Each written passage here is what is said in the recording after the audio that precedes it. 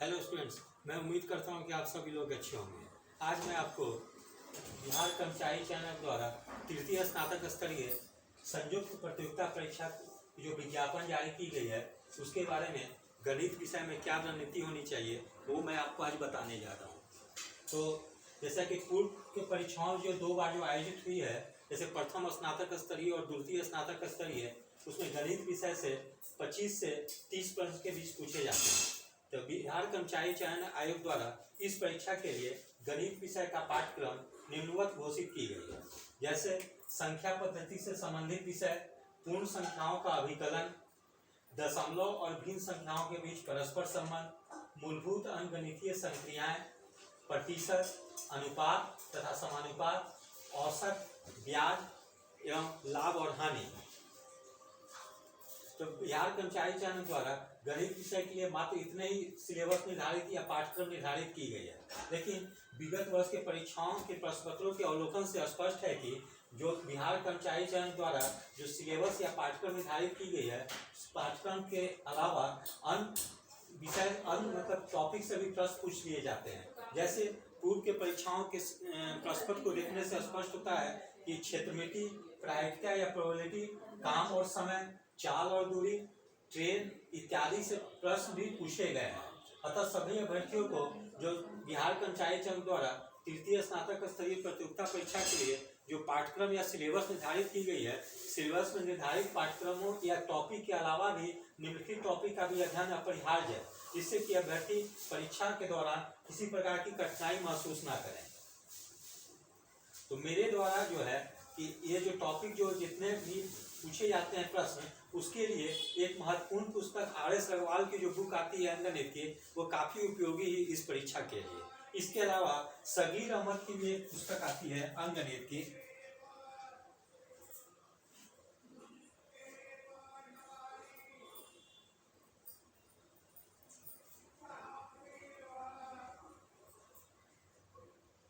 सगीर अहमद की भी एक पुस्तक आती है।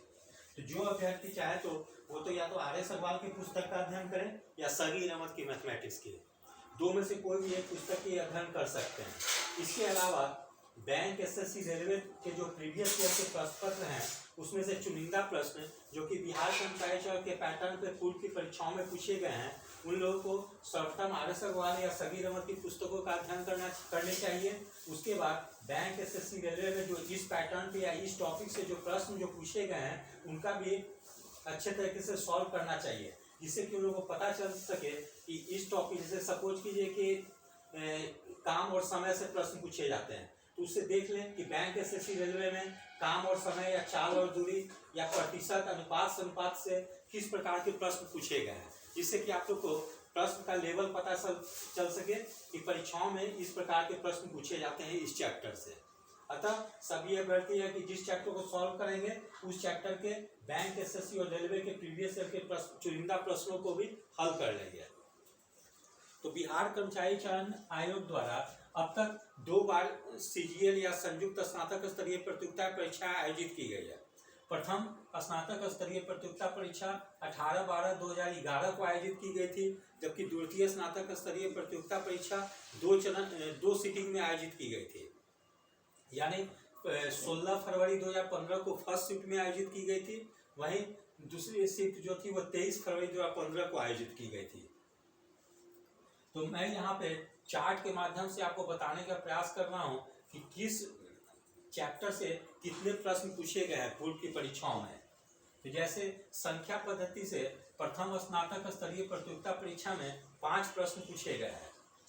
तो सर्वाधिक जो है इस संख्या पद्धति से ही प्रश्न पूछे गए हैं प्रथम स्नातक स्तरीय प्रतियोगिता परीक्षा में, जबकि द्वितीय स्नातक स्तरीय प्रतियोगिता परीक्षा में फर्स्ट शिफ्ट में 9 प्रश्न पूछे गए हैं, जबकि द्वितीय चरण में या सेकेंड शिफ्ट में 5 प्रश्न पूछे गए हैं। इस प्रकार से संख्या पद्धति के चैप्टर या टॉपिक को काफ़ी अच्छे तरीके से तैयार करने की जरूरत है, क्योंकि इस चैप्टर से सर्वाधिक प्रश्न पूछे जाते हैं। तो अगर 25 प्रश्न पूछे जाते हैं कुल, तो उसमें से 5 प्रश्न जो है, या सेकेंड शिफ्ट में तो द्वितीय चरण में 9 प्रश्न पूछे गए थे, इतने प्रश्न जो है कि केवल संख्या पद्धति से ही पूछ लिए जाते हैं। इसलिए परीक्षा के दृष्टिकोण से यह चैप्टर काफ़ी महत्वपूर्ण है, इसलिए सभी अभ्यर्थी इसको अच्छे तरीके से तैयार करेंगे। वहीं दशमलव और भिन्न चैप्टर से प्रथम स्नातक स्तरीय प्रतियोगिता परीक्षा में एक प्रश्न पूछे गए हैं, जबकि द्वितीय स्नातक स्तरीय प्रतियोगिता परीक्षा के फर्स्ट शिफ्ट में 2 प्रश्न और द्वितीय स्नातक स्तरीय प्रतियोगिता परीक्षा के द्वितीय चरण में 2 प्रश्न पूछे गए हैं। जबकि आयु संबंधी प्रश्न जो है प्रथम स्नातक स्तरीय प्रतियोगिता परीक्षा में 1 प्रश्न पूछे गए हैं, जबकि द्वितीय स्नातक स्तरीय प्रतियोगिता परीक्षा के प्रथम पाली में कोई प्रश्न नहीं पूछे गए हैं, जबकि द्वितीय स्नातक स्तरीय प्रतियोगिता परीक्षा में 2 प्रश्न पूछे गए हैं।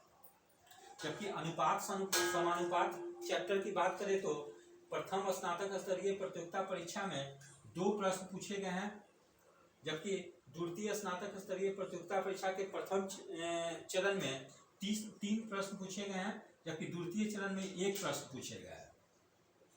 वहीं औसत की बात करें तो प्रथम स्नातक स्तरीय प्रतियोगिता परीक्षा में 4 प्रश्न पूछे गए हैं, जबकि द्वितीय स्नातक स्तरीय प्रतियोगिता परीक्षा में प्रथम पाली में 5 प्रश्न पूछे गए हैं, जबकि सेकेंड शिफ्ट में जो पूछे गए हैं उसमें 4 प्रश्न पूछे गए हैं।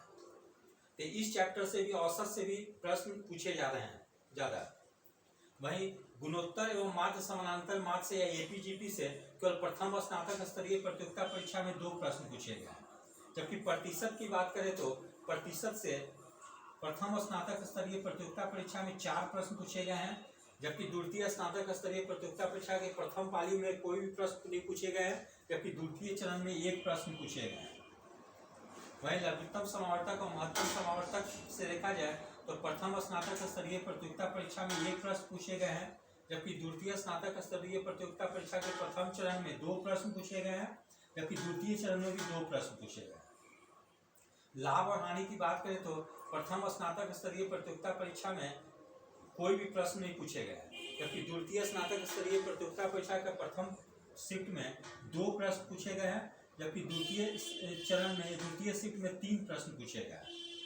वही मिश्रण से प्रथम स्नातक स्तरीय प्रतियोगिता परीक्षा में 1 प्रश्न पूछे गए हैं, जबकि द्वितीय स्नातक स्तरीय प्रतियोगिता परीक्षा के प्रथम चरण में 1 प्रश्न पूछे गए हैं, जबकि द्वितीय शिफ्ट में सेकेंड शिफ्ट में कोई भी प्रश्न नहीं पूछे गए। वहीं वर्गमूल या घनमूल से प्रथम स्नातक स्तरीय प्रतियोगिता परीक्षा में 1 प्रश्न पूछे गए हैं, जबकि द्वितीय स्नातक स्तरीय प्रतियोगिता परीक्षा में कोई भी प्रश्न नहीं पूछे गए। वहीं काम और समय की बात करें तो प्रथम स्नातक स्तरीय प्रतियोगिता परीक्षा में कोई भी प्रश्न नहीं पूछे गए हैं, जबकि द्वितीय स्नातक स्तरीय प्रतियोगिता परीक्षा में प्रथम चरण में 1 प्रश्न और द्वितीय चरण में 2 प्रश्न पूछे गए। वहीं काम और दूरी की बात करें तो प्रथम स्नातक स्तरीय प्रतियोगिता परीक्षा में कोई प्रश्न नहीं पूछे गए, जबकि द्वितीय स्नातक स्तरीय प्रतियोगिता परीक्षा में 1 प्रश्न प्रथम पाली में और द्वितीय पाली में या द्वितीय चरण में भी 1 प्रश्न पूछे गए। वहीं क्षेत्रमिति से देखें तो क्षेत्रमिति से केवल प्रथम स्नातक स्तरीय प्रतियोगिता परीक्षा में कोई भी प्रश्न नहीं पूछे गए हैं। वहीं द्वितीय स्नातक स्तरीय प्रतियोगिता परीक्षा के फर्स्ट शिफ्ट में भी कोई प्रश्न नहीं पूछे गए हैं, जबकि सेकेंड शिफ्ट में 1 प्रश्न पूछे गए हैं। वहीं प्रोबेबिलिटी या प्रायिकता की बात करें तो इसमें केवल प्रथम स्नातक स्तरीय प्रतियोगिता परीक्षा में 1 प्रश्न पूछे गए हैं। वहीं पाइप और टंकी की बात करें तो प्रथम स्नातक स्तरीय प्रतियोगिता परीक्षा में कोई भी प्रश्न नहीं पूछे गए हैं, जबकि द्वितीय स्नातक स्तरीय प्रतियोगिता परीक्षा में प्रथम चरण में 1 प्रश्न और द्वितीय चरण में भी 1 प्रश्न पूछे गए। वहीं ब्याज की बात करें तो ब्याज चैप्टर से प्रथम स्नातक स्तरीय प्रतियोगिता परीक्षा में 2 प्रश्न पूछे गए, जबकि द्वितीय स्नातक स्तरीय प्रतियोगिता परीक्षा में प्रथम चरण में या प्रथम शिफ्ट फर्स्ट शिफ्ट में कोई भी प्रश्न नहीं पूछे गए हैं, जबकि सेकेंड शिफ्ट में 1 प्रश्न पूछे गए। इस प्रकार मैंने चार्ट के माध्यम से आप लोग को बताने का प्रयास किया है कि किस चैप्टर से कितने प्रश्न पूछे जा रहे हैं। तो इस चार्ट के अवलोकन से स्पष्ट है कि जो मतलब बिहार कर्मचारी चयन आयोग द्वारा जो सिलेबस जो निर्धारित की गई है उस सिलेबस में उल्लेखित चैप्टर के अलावा भी बाहर से भी प्रश्न पूछे जा रहे हैं। अतः अभ्यर्थियों को ये जो चैप्टर जो निर्धारित किए गए हैं बिहार कर्मचारी चयन द्वारा इतने तो तैयारी अच्छे तरीके से करनी है, लेकिन साथ में इतने भी जो ये जो चीज पोर्शन जो है इसको भी अच्छे तरीके से तैयार कर लेने हैं, इतने पोर्शन को, जिससे कि उन लोगों को परीक्षा में कोई कठिनाई ना हो। ठीक है। उसके अलावा बैंक, एसएससी और रेलवे के प्रीवियस ईयर के प्रश्न पत्र को भी अच्छे तरीके से तैयार कर लेंगे। ऐसा नहीं कि सब प्रश्न को सॉल्व करना है, केवल जो सिलेक्टेड जो प्रश्न है जो जिस पर पैटर्न पे पूछे गए पहले की परीक्षाओं में केवल उस पैटर्न पे तैयार कर लेनी है, जिससे कि उन लोगों को परीक्षा भवन में कोई कठिनाई ना हो। तो मैं आप लोग को समय समय पे मैथ और रीजनिंग का भी क्लास लेके यूट्यूब पे अपलोड करता रहूँगा, जिससे कि आप लोग को कोई परेशानी ना हो। अभी कुछ समस्याएं हैं जिसके चलते मैं अपलोड नहीं कर पा रहा हूँ। उम्मीद है कि मई फर्स्ट वीक से या 7-8 तारीख से मैं यूट्यूब पे वीडियो अपलोड करूँगा मैथ और रीजनिंग का, जिससे कि जो भी अभ्यर्थी कोचिंग संस्थान से नहीं जुड़ पाएंगे वो लोग यूट्यूब पे मेरे वीडियो से लाभ उठा सकते हैं। जो अभ्यर्थी मुझसे डायरेक्ट क्लास से जुड़ना चाहते हैं तो मेरे क्लास से भी जुड़ सकते हैं, ठीक है। यदि आप फिर अगले वीडियो में आप लोग को रीजनिंग का क्या रणनीति होनी चाहिए और रीजनिंग में किस पेशा से कितने प्रश्न पूछे गए हैं और क्या सिलेबस निर्धारित की गई है बिहार कर्मचारी चयन द्वारा, उसके बारे में आप लोग को डिटेल्स में बताऊंगा।